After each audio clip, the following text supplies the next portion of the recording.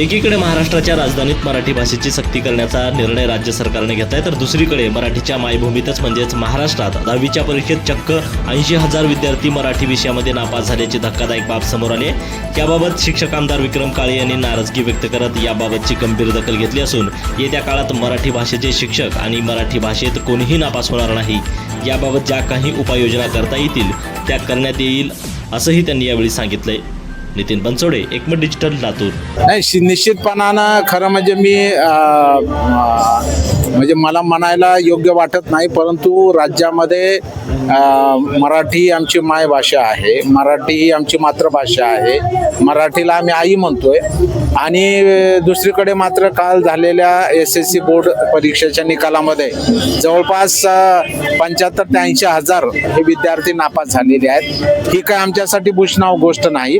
सर्व आमचे मराठी विषयाचे शिक्षक आणि शिक्षक आमदार म्हणून निश्चितपणाने येणाऱ्या वर्षामध्ये हे मराठीमध्ये कोणी नापास होऊ नये यासारखे जे जे काही उपक्रम आम्हाला करावे लागतील ते हाती घेण्याचा प्रयत्न एक शिक्षक आमदार म्हणून आणि सर्व माझे मराठी भाषेविषयी शिकवणारे शिक्षक निश्चितपणाने करतील हा विश्वास माझ्या मनामध्ये आहे।